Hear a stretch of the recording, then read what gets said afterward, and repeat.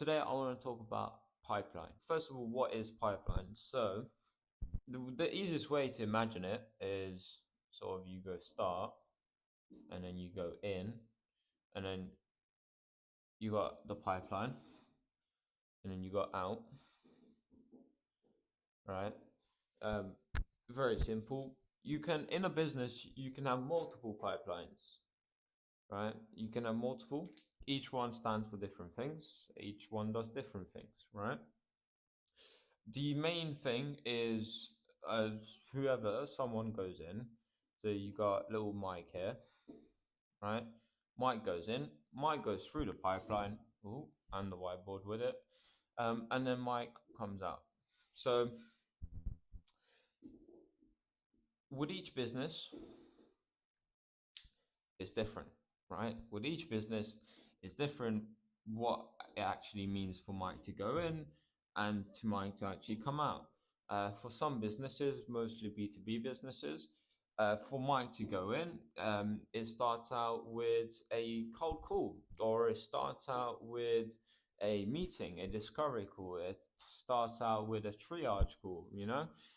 So, whatever for various businesses it is, it's the beginning as Michael goes in, and as Michael goes through here in these bits, there's various areas in the pipeline itself.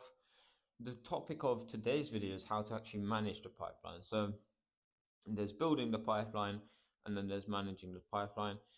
That's the key two things. You know, there's small little stuff to it, but mainly falls under those categories. So management, how do you manage the pipeline? An example I like to use is very simple when it comes to pipeline management.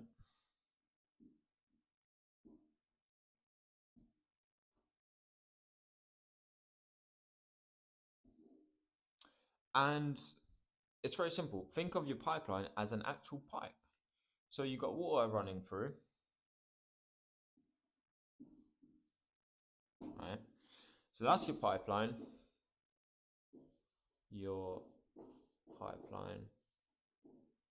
and you got water running through it, right? Let's say something happens along the pipeline and water seizes up or there's a blockage, right? Something happens, but there's a blockage, right? Let's say it starts out small, right? There's a small blockage. Some water can still run through, which is fine. So you got the little blockage there, water can go, but you get another blockage there, it's still fine. You get blockage. You get a little blockage there, but there you go. So now you got all these blockages here, right? And water's cut off. Water cannot flow through the pipe, right? So what's going on here? Here you got water coming in, right?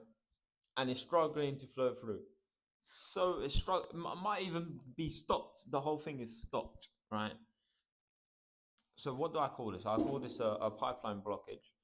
And these blockages are prospects that are doing nothing. Okay? So those blockages are prospects that are doing nothing. If you got a good pipeline management system and you manage your pipeline well, either as the owner of the business or an SDR or just a sales representative or an account manager, then you haven't got these blockages. How do you avoid these blockages and how do you avoid prospects that aren't doing anything? It's very simple. The way you avoid it is to make them active or at all times. Let's say that's your main pipeline, right? Main, right?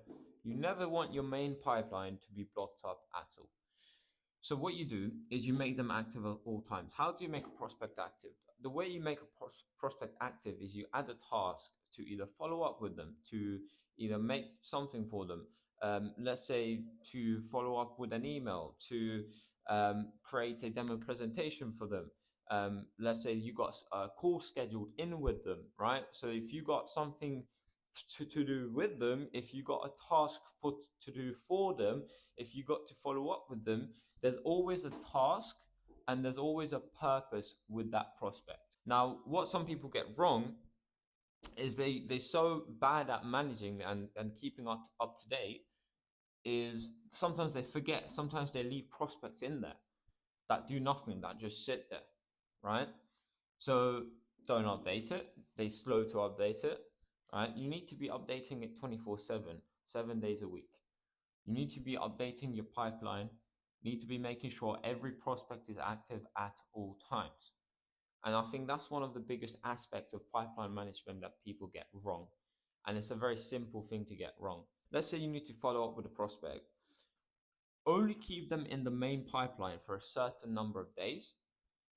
After a certain number of days have gone past and the prospect still hasn't replied or moved on to the next stage, then you remove them from the main pipeline so they don't block it up, and you move them to a different pipeline where they are active again because the follow-up and the stages are way more apart in sense of time. So let's say in your main pipeline you have 5 stages. Those 5 stages are 5 days apart.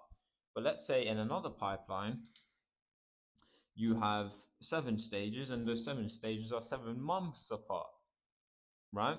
So if you got someone here and they are on the verge of going to disco or a demo, but they're not replying to your emails or your texts or your calls, then you move them to another pipeline and you have them in the first section, and then you follow up with them a month.